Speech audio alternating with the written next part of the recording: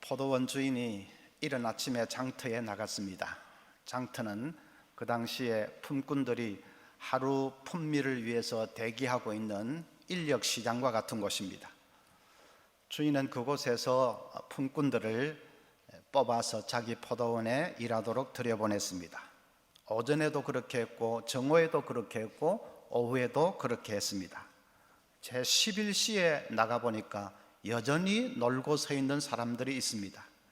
11시는 유대인들 시각인데 우리 시간으로 환산을 하면 저녁 5시입니다.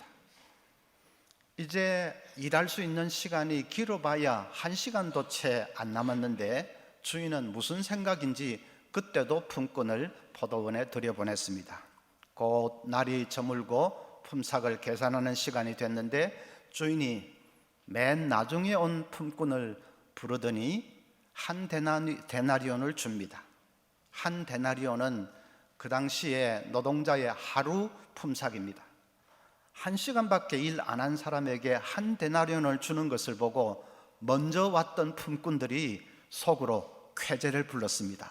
이야, 저것 봐라. 저 1시간밖에 일 안 한 사람에게 주인이 한 데나리온을 준다. 그러면 아침부터 와서 일한 우리들에게는 도대체 몇 데나리온을 줄 건가? 야, 오늘 횡재 만난 날이구나. 그런데 웬걸 자기들 차례가 됐는데 주인은 똑같이 한 데나리온밖에 주지 않습니다. 그 한 데나리온 받아들고 이 품꾼들이 거칠게 항의를 했습니다. 저 1시간밖에 일 안 한 사람에게 한 데나리온 주었으면서 아침부터 와가지고 종일 떼약볕 밑에서 고생한 우리들에게도 한 데나리온이네. 이런 법이 어디 있습니까? 이유 있는 반항이지요. 주인이 뭔가를 착각을 한 것 같습니다. 만약에 주인이 이런 식으로 한다는 것을 요즘 민노총 같은 데서 알았으면 대번에 들고 일어났을 겁니다. 그런데 주인은 이상한 논리를 펴면서 설명을 합니다. 내가 너하고 아침에 계약할 때 한 데나리온 계약했지 않느냐? 하루 품삯 한 데나리온 했지 않느냐? 지금 그대로 주는데 뭐가 말이 많으냐? 늦게 온 저 사람에게 한 데나리온 주는 것은 그건 내 맘이다. 내 돈 가지고 내 맘대로 못 하겠느냐? 너는 네 몫이나 받아가지고 가면 되는 거야. 그러면서 마지막에 의미심장한 한마디를 덧붙입니다. 이와 같이 나중된 자로서 먼저 되고 먼저 된 자로서 나중되리라. 자, 이것이 포도원 품꾼의 비유인데 여러분 무엇을 느끼십니까? 주인이 뭔가를 잘못하는 것 같습니까? 불공평한 것 같습니까? 그러면 여러분은 핵심을 놓치고 있는 겁니다. 핵심은 주인이 품꾼들을 불러주었다는 것입니다. 오전에도 부르고 오후에도 부르고 저녁 5시에도 부르고 계속 불러주었다는 것입니다. 만약에 주인이 일을 시키기 위해서 불러주었다면 왜 아침에 몽땅 부르지 않고 왜 오전에도 부르고 오후에도 부르고 저녁에도 부르고 그랬을까요? 아침 일찍 불러서 하루 종일 일을 시켜 먹어야 그래야 본전을 뽑는 건데 세상 모든 주인이 다 그렇게 하는데 왜 이 포도원 주인은 오전에도 부르고 오후에도 부르고 심지어는 저녁 5시에 부르고 왜 그랬을까요? 그것은 일을 시키기 위해서 부른 것이 아니라 품삯을 주기 위해서 부른 것입니다. 그 당시 팔레스타인의 하층민은 몹시 가난한 사람들입니다. 그저 하루 품미를 해서 먹고 사는 사람들입니다. 일을 못하면 온 가족이 굶어야 하는 사람들입니다. 그래서 품꾼들에게는 포도원 주인의 눈에 띄어서 부름을 받느냐 못 받느냐에 가족의 생존이 걸려 있습니다. 지금 이 주인이 품꾼들을 눈에 띄는 대로 눈에 띄는 쪽쪽 계속 부른 것은 그들의 그 딱한 형편을 잘 알기 때문입니다. 무엇보다도 저녁 5시에 부른 품꾼 한번 보십시오. 7절 보면 주인이 그들에게 너희들은 왜 하루 종일 놀고 여기 서 있느냐 묻습니다. 예, 우리를 품꾼으로 쓰는 사람이 없습니다. 그들을 왜 써주는 사람이 없을까요? 그야 뻔하지요. 여러분이 인력 시장에 나가서 사람들을 이렇게 고른다고 생각해 보십시오. 고르지 않는 사람은 척 보니까 사람이 좀 튼튼하게 보이지 않기 때문이지요. 또록또록하게 일 잘하게 보이지 않기 때문이죠. 아이고, 저런 친구 데리고 갔다가는 그저 하루 품삯 본전도 못 찾겠다 싶으니까 그런 사람들은 불러주지 않는 거지요.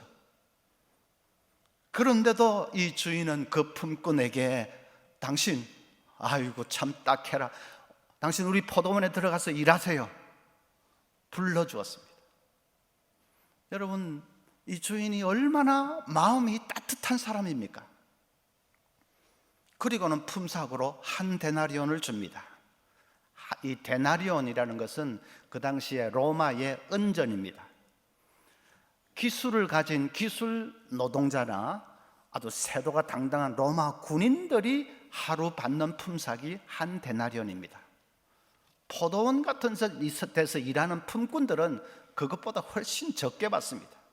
지금도 이 정규직과 비정규직 받는 월급이 차이가 엄청나듯이 그 당시도 마찬가지입니다.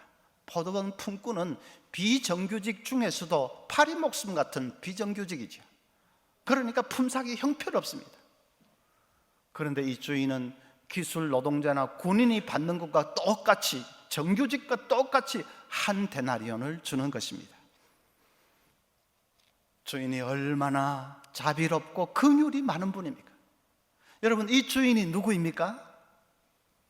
이 주인이 우리 하나님 아버지십니다. 지금 예수님께서 이 비유를 쭉 말씀하시는 것은 하나님이 바로 그런 분이다 하는 것을 가르쳐 주기 위해서입니다. 우리 하나님은 자비가 많으신 분, 긍휼이 한이 없으신 분이시다. 그 자비와 긍휼 때문에 우리가 이렇게 구원을 받아서 천국 백성이 됐지 않습니까? 그런데 오늘 우리가 초점을 맞추어서 보아야 될 것은 불평을 쏟아내고 있는 품꾼들입니다. 그 사람들은 하루 종일 일 잘 해놓고 마지막에 그냥 불평과 원망을 있는 대로 쏟아내고 있습니다. 주님께서 그들을 가리켜서 너희들은 먼저 되었지만은 나중되는 사람들이다 하고 책망하십니다. 우리가 그렇게 되면 안 되겠습니다. 그러면 한번 생각을 해보십시다. 왜 먼저 된 자가 나중되는 그런 일이 일어나는 것일까? 첫째는 은혜를 망각하기 때문입니다. 불평을 쏟아내는 이 품꾼들은 왜 불평을 쏟아낼까요? 그들은 포도원에서 일한 것을 자기들의 공로처럼 생각합니다. 우리가 이 포도원 일 다 했어. 우리가 아침 일찍부터 와서 일 다 했어. 우리 없으면 이 포도원 택도 없는 거지. 그러니까 주인이 우리를 알아모셔야 해. 자기가 공을 세웠다는 그 의식이 꽉 차 있습니다. 여러분, 그게 왜 잘못입니까? 그들이 일을 한 것은 주인이 불러주었기 때문에 일을 할 수 있었습니다. 주인이 불러주지 않았다면 그들은 하루 종일 공쳐야 되는 사람들입니다. 빈둥빈둥 허송세월을 해야 됩니다. 주인이 그들을 불러줄 무슨 의무라도 있습니까? 아닙니다. 아무 의무가 없습니다. 주인 마음이지. 그래서 안 불러줘도 그만인데 주인이 불러주었기 때문에 일을 한 것입니다. 그러면 그게 자기들 공로가 아니라 은혜지요. 일을 많이 했건 적게 했건 그 관계없이 어쨌든 포도원에 들어올 수 있는 것 자체가 주인이 불러주었기 때문이니까, 그러니까 그게 은혜를 입은 것이지 어떻게 자기들의 공입니까? 그걸 자기들 공로처럼 생각하니까 거기서 모든 문제가 발생하고 마지막에는 불평, 불만하고 그러는 것이죠. 유명한 부흥사 R.A. 토레이 목사님이 호주에서 집회를 인도를 하는데 둘째 날 집회 인도하기 전에 쪽지 하나가 올라왔습니다. 그 쪽지에 이렇게 적혀 있습니다. 토레이 목사님, 제가 오랫동안 기도한 제목이 하나 있는데 하나님이 아무 응답도 주지 않으십니다. 저는 20년 동안 교회 장로로 섬기고 있습니다. 25년 동안 주일학교 부장을 맡아 봉사했습니다. 그런데도 하나님이 저의 기도에 응답해 주지 않는 것이 저로서는 도저히 이해가 안 됩니다. 그에 대해 설명을 해 주실 수 있겠습니까? 여러분, 그분의 사고 속에 깃들어 있는 치명적인 잘못이 뭔지를 아시겠습니까? 공로의식이 꽉 차 있는 것이죠. 내 공로가 이렇게 큰데 그러면 하나님도 알아서 기여할 게 아니냐, 그런 생각이 꽉 차 있는 거죠. 자기가 25년 부장한 것이 왜 그게 자기의 공입니까? 하나님의 은혜지. 하나님이 건강 주시고 또 봉사할 수 있는 여건도 주시고 또 믿음도 주시고 열심도 주시고 해서 봉사한 것이지, 그게 무슨 자기의 공입니까? 또 그렇게 하나님 이 포도원에서 일을 하지 않았더라면 지금은 저 세상 어느 밑바닥에서 헤매고 있었을지도 모릅니다. 일한 것 자체가 은혜입니다. 그런데 은혜를 은혜로서 알지 못하고 잘못된 자기 공로의식에 사로잡혀 있으면 신앙생활을 하는데 아무 기쁨이 없습니다. 늘 하나님을 향해서 따지기 때문입니다. 내가 25년 부장했는데 왜 기도 응답 안 해줍니까? 내가 뭐 장로 몇십 년 했는데 왜 좀 성공하게 안 해줍니까? 왜 형통하게 해주지 않습니까? 늘 따지기 때문에 기쁨이 없습니다. 분명히 그 사람 일 많이 했습니다. 평생 봉사도 많이 하고 교회에서 일 많이 했습니다. 그런데 마지막에는 그냥 행복하지 못하고 불평과 원망으로 일그러진다면 그것처럼 불쌍한 일이 어디 있겠습니까? 그러니까 공로의식은 다 내려놓고 하나님의 은혜인 것을 고백할 수 있어야 합니다. 둘째로, 이 먼저 된 자가 나중되는 것은 그건 감사와 감격을 잃어버릴 때 그렇게 됩니다. 여러분, 저녁 5시에 부름받은 품꾼은 어떻게 일했을까 한번 생각해 보십시오. 진짜 신바람이 났을 겁니다. 자기는 그날 하루는 완전히 탕치는 줄 알았습니다. 저녁 5시가 됐는데 해가 뉘엿뉘엿 떨어지고 있는데 그때까지도 아무도 불러주는 사람 없는데 그러면 그날 끝나는 거죠. 얼마나 낙심이 됐겠습니까? 이대로 돌아가면 온 가족이 굶습니다. 어린 것들이 고픈 배를 움켜쥐고 아빠 돌아오기만을 간절히 기다리고 있는데 자기는 한 푼도 벌지도 못하고 빈털터리로 돌아가야 됩니다. 진짜 발걸음이 떨어지지 않았을 것이고 어쩌면 죽고 싶은 생각도 났을 겁니다. 그런데 저녁 5시인데 뜻밖의 포도원 주인이 그 시각에 장터에 나왔다가 자기를 보더니 우리 포도원에 들어가서 일하라고 합니다. 세상에 그런 일이 어디 있습니까? 이 품꾼은 압니다. 주인이 나를 일시키려고 그러는 것이 아니라 한 푼이라도 보태주려고 그러는구나 하는 걸 이 품꾼이 압니다. 얼마나 감사했겠습니까? 세상에 저런 주인이 어디 있을까? 저렇게 없는 사람 심정을 헤아리는 주인이 어디 있을까? 저런 주인을 위해서라면 내가 내 할 수 있는 모든 것을 다해서 일해드려야지, 그 마음이 간절했을 것입니다. 저런 분을 위해서라면 내가 죽도록 일해드려도 모자라, 그 마음이 간절했을 것입니다. 그래서 열심히 그냥 일을 합니다. 그 품꾼에게 안타까운 것이 한 가지 있다면 주인을 위해서 정말 뼈골이 부서지도록 일해드리고 싶은데 시간이 얼마 남아있지 않다는 그 사실이 안타까웠을 것입니다. 해가 뉘엿뉘엿 떨어져 가고 이제 시간이 얼마 남아있지 않다는 사실, 그것이 정말로 안타까웠을 것입니다. 여러분, 그 품꾼의 감사와 감격을 아시겠습니까? 우리가 그 감사와 감격을 안고 살아야 됩니다. 왜냐하면 그 품꾼은 저녁 5시 부름받을 수 없는 시각에 부름받았습니다. 도무지 부름받을 수 없는 자리에서 부름받았습니다. 우리도 마찬가지 아닙니까? 내가 어떻게 예수를 믿게 되었습니까? 지난날을 한번 생각해 보십시오. 도무지 믿을 수 없는 자리에서 내가 믿게 되었습니다. 부름받을 수 없는 자리에, 그런 가운데 내가 살았는데 부름받았습니다. 그래서 그 하나님의 긍휼과 자비를 생각하면 우리에게도 감사와 감격이 끌어올라야 됩니다. 돈이 있고 없고는 그렇게 중요한 문제가 아닙니다. 세상에서 무슨 성공했느냐 안 했느냐, 그게 그렇게 중요한 문제가 아닙니다. 내가 도무지 부름받을 수 없는 자리에서 하나님의 부름을 받아 이렇게 천국 백성이 되었다는 사실, 그 사실을 생각할 때마다 우리 마음속에 뜨거운 감사가 용솟음쳐야 합니다. 만약에 그런 감사와 감격이 없다면 이유는 하나입니다. 자꾸 비교하기 때문입니다. 지금 이 불평하고 있는 품꾼들도 자기들이 한 데나리온 받는 것만 생각했다면 아무 문제가 없습니다. 아침에 계약할 때도 한 데나리온 했지요. 저녁에 그대로 받지요. 그럼 무슨 불평할 게 있습니까? 불평은 고개를 돌려서 늦게 온 사람이 한 데나리온 받는 것을 보는 순간에 그냥 폭발했습니다. 저 친구 1시간밖에 일 안 했잖아. 근데 한 데나리온. 우리는 8시간 했는데 한 데나리온. 세상에 이런 법이 어딨냐? 비교하는 순간에 불평이 폭발한 거죠. 비교하는 것이 왜 잘못이냐? 예를 들면 이런 것과 같습니다.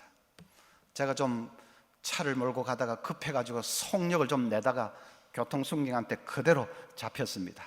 순경이 길가에 좀 대시오 하더니 이제 4만 원짜리 티켓을 떼이게 생겼습니다. 순경이 티켓을 끊다가 무슨 생각이 들었는지, 이번에는 그냥 경고만 주겠습니다. 앞으로 좀 조심하세요. 완전히 4만 원짜리 티켓 떼이는 줄 알았는데 경고만 주겠다고 하니까 아이고, 이런 일이 있나 싶어서 아이고 감사합니다. 예, 제가 급해서 조심하겠습니다. 고맙습니다. 그러고 있는데 제 뒤에 어떤 사람도 그 자리에 잡혔습니다. 그 사람은 위반을 더 많이 해가지고 6만 원짜리 티켓을 떼이게 생겼습니다.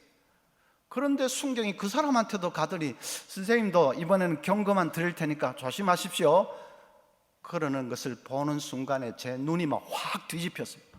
세상에 이런 법이 있나? 나는 4만 원짜리 면제해주고 저 사람은 6만 원짜리 면제해주고.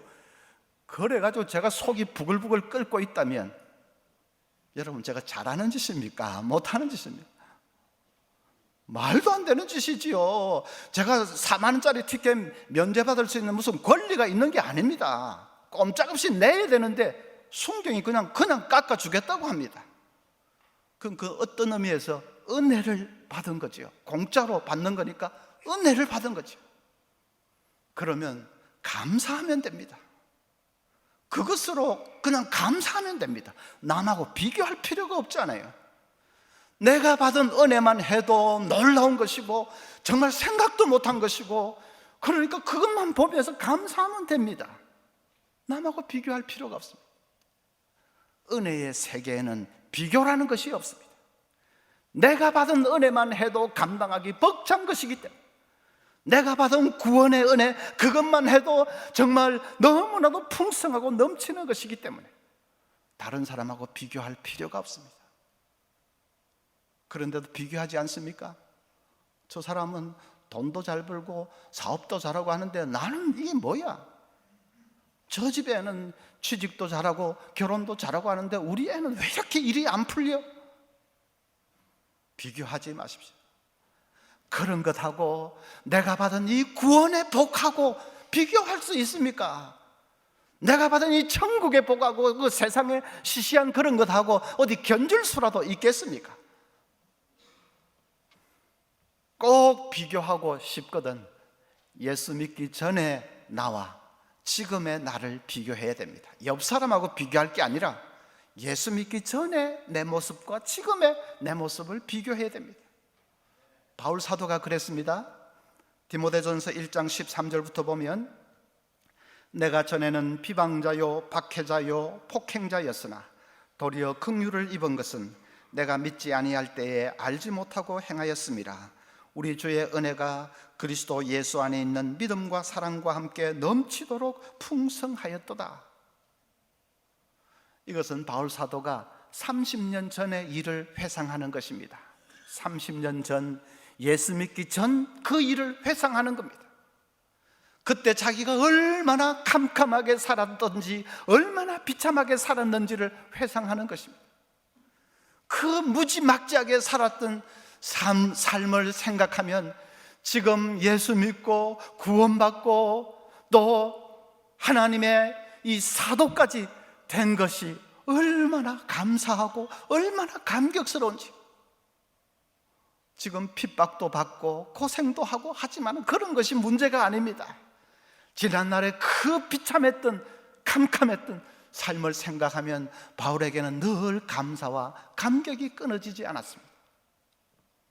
그렇게 옆 사람과 비교할 것이 아니라 예수 믿기 전의 모습과 나를 비교해야 됩니다. 신학교는 매일 아침에 새벽 기도회를 갔습니다.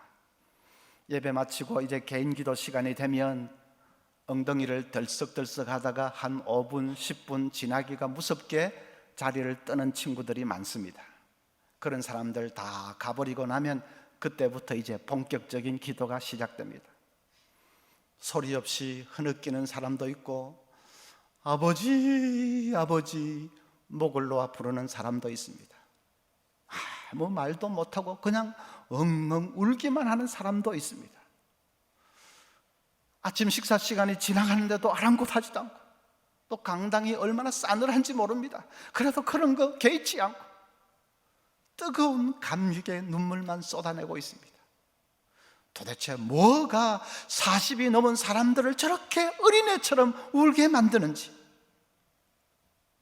은혜에 감격해서지요. 주님, 어떻게 나 같은 것을 불러주십니까? 나 같은 것을 목사되라고 이렇게 불러주십니까? 그 은혜에 감격해서 눈물을 쏟는 것입니다. 등록금 한 푼도 없어도, 내려갈 차비가 한 푼도 없어도 상관없습니다. 뜨거운 눈물을 줄줄이 쏟아내고 있습니다. 그것이 예수 믿는다는 것입니다. 예수 믿는 것은 그런 것입니다. 마른 눈으로는 천국을 볼 수 없다, 그런 말이 있습니다. 마른 눈으로는 천국이 보이지 않는다. 젖은 눈으로만 볼 수 있는 것이 천국입니다. 구원의 은혜에 감사하고 감격해서 그냥 줄줄이 눈물을 뜨거운 마음으로 쏟는 그 눈으로만 천국을 볼 수 있습니다. 세 번째로는 왜 먼저 된 사람이 나중되느냐? 아버지의 마음을 알지 못하기 때문입니다. 지금 포도원 주인과 불평하고 있는 이 품꾼들은 보는 시각이 너무나도 다릅니다. 주인은 저녁 5시까지 놀고 있는 사람을 불쌍하게 여겼습니다. 저 가족들이 다 굶겠구나, 불쌍하게 여겼습니다. 그래서 불러주었습니다. 그런데 이 일찍부터 왔던 품꾼들은 주인이 바보 같은 짓을 한다고 생각합니다. 아니, 이 시각에 사람을 불러가 어쩌겠다는 거야. 그것도 다 병자 같은 저런 사람들을, 저 주인 진짜 바보 같은 짓 하네, 그렇게 생각했습니다. 그 품꾼들은 긍휼을 알지 못하는 사람이죠. 만약에 그들이 긍휼을 조금이라도 안다면 저녁 5시에 부름받는 품꾼을 보면, 야, 정말 잘됐다, 저 사람들 그냥 꼬박 그냥 굶을 뻔했는데 정말 잘됐구나, 그래야지요. 그 사람이 한 데나리온 다 받는 것을 보면, 아이고 정말 다행이다, 가족들 다 먹여 살릴 수 있겠구나, 정말 잘된 일이다, 그렇게 자기 일처럼 기뻐해야죠. 그런데 그게 아니고 저 사람 1시간밖에 일 안 했는데 한 데나리 무슨 말이냐고 그냥 심통을 부리고 있으면, 그건 긍휼이라고는 조금도 알지 못하기 때문입니다. 그런데 성경에 그런 사람들이 많습니다. 탕자 비유에서 그 장남이 바로 그런 사람입니다. 아버지가 탕자를 받아주시는 것을 보고 아버지가 바보 같은 짓을 한다고 생각했습니다. 구약의 요나 선지자도 마찬가지지요. 니느웨 백성들이 회개하는 것을 보고 하나님이 용서하는 것을 보고 하나님 정말 바보 같은 짓을 한다고 그렇게 생각했습니다. 다 먼저 되었지만은 나중 될 수밖에 없는 사람. 여러분, 우리가 이 아버지의 긍휼의 마음을 품을 수 있어야 되겠습니다. 교회의 지체들을 바라볼 때도 긍휼의 마음으로 바라볼 수 있어야 됩니다. 간혹 이 늦게 온 사람, 등록한 지 한 1년, 2년 얼마 안 되는 사람이 직분도 맡고 부장도 하고 일도 하고 하는 것을 보면 좀 심통이 나는 사람들이 있습니다. 저 사람은 뭐 등록한 지 1년도 안 됐잖아. 그런데 왜 저렇게 설치고 다녀? 저 친구는 무슨 눈치도 없어. 자기가 지금 나설 자리가 아닌데 왜 저러고 있어? 심통을 부립니다. 여러분이 그렇게 한다는 말이 아니고 다른 교회, 다른 교회 그러면 안 되지요. 늦게 온 사람이 직분도 받고 일도 하고 하는 거 보면 야, 저 사람 참 대단하다, 대단하다. 얼마 안 됐는데 저렇게 은혜를 받고 저렇게 마음이 뜨거워지고 헌신하고 진짜 귀하구나. 그래야지. 어떤 장로님이 병원에 입원을 했는데 목사가 너무 바빠서 신방을 미처 못 갔습니다. 장로님이 내가 지금 입원해 있는데 목사가 안 와? 목사가 장로를 이렇게 무시해도 되는 거야? 그렇게 하면 되겠습니까? 우리 교회에 그런 장로님 한 분도 안 계십니다. 다른 교회.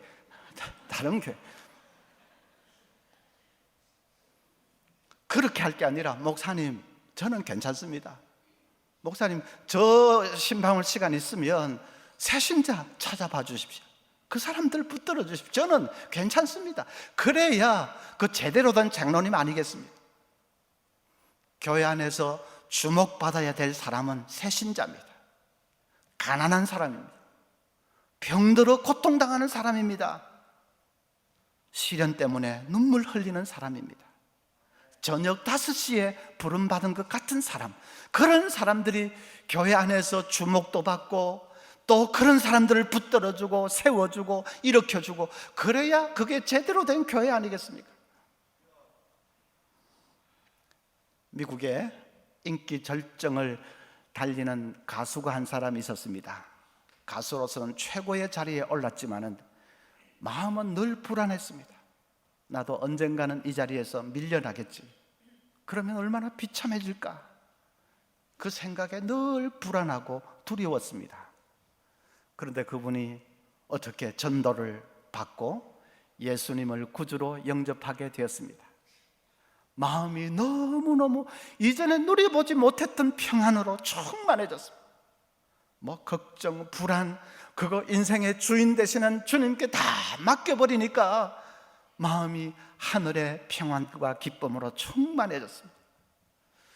그렇게 은혜를 받고 나니까 마음이 뜨거워져서 어떻게 하면 내 이제 남은 생은 주님을 위해서 살 수 있을까? 그 마음이 간절해졌습니다. 하루는 모 방송국에서 연락이 왔습니다. 자기들하고 전속 계약을 맺자는 겁니다. 마음이 없다고 사양을 하니까 방송국에서 막 엄청난 금액을 제시하면서 꼭 전속 계약을 맺자고 졸라댑니다. 이분이 이렇게 말했습니다. 죄송합니다. 늦었습니다. 너무 늦었습니다. 저는 이제부터 제 목소리를 제 인생의 주인이신 예수 그리스도에게만 바치기로 결심했습니다. 그리고 수화기를 놓았습니다. 그러자 불현듯이 마음에 한 선율이 떠오르기를 시작합니다. I'd rather have Jesus than silver and gold. 주 예수보다 귀한 것은 없네. 이 세상 부귀로 바꿀 수 없네. 찬송가 94장이 그렇게 해서 태어난 것입니다. 그분이 훗날에 유명한 복음송 가수가 된 조지 베블리 쉐어입니다. 조지 베블리 쉐어는 평생 빌리 그레엄 목사님을 도와서 같이 사역을 했습니다. 빌리 그레엄이 힘차게 설교하고 나면 그래서 구원 초청을 할 때 되면 이 조지 베블리 쉐어가 나서서 찬양을 이렇게 하는데, 그럼 사람들이 감동을 많이 받고 많은 사람들이 예수 믿겠다고 앞으로 나왔습니다. 한 번은 에딘버러에서 집회를 하면서 목사님이 설교를 하고 또 이 쉐아가 찬송을 했는데, 감동을 받은 사람들이 눈물을 흘리면서 우레 같은 박수를 쳤습니다. 이 베블리 쉐아가 다시 자리에 나와서 이렇게 인사했습니다. 여러분, 큰 박수를 보내주셔서 감사합니다. 그러나 저는 이 큰 박수보다 나의 주 예수 그리스도를 더 사랑합니다. 그 뜨거운 감격의 마음을 여러분 이해하시겠습니까? 우리도 정말 뜨거운 마음으로 그렇게 고백할 수 있었으면 좋겠습니다. 세상의 박수보다 예수님을 더 사랑합니다. 세상의 그 어떤 성공보다도 예수님을 더 사랑합니다. 그렇게 고백할 수 있기를 바랍니다. 여러분, 잘못된 그 공로, 내 공이다, 공로의식 다 내려놓고 은혜만 붙들고 살아갈 수 있기를 바랍니다. 괜히 세상 사람들하고 비교하지 말고 내게 주신 그 은혜 바라보면서 감사하고 감격하는 뜨거운 삶이 될 수 있기를 바랍니다. 아버지의 긍휼의 마음을 품고 다른 지체들, 형제들을 바라보면서 잘 섬길 수 있는 사람이 되어서 나중되었지만은 다 먼저 되는 그런 저와 여러분 되시기를 바랍니다.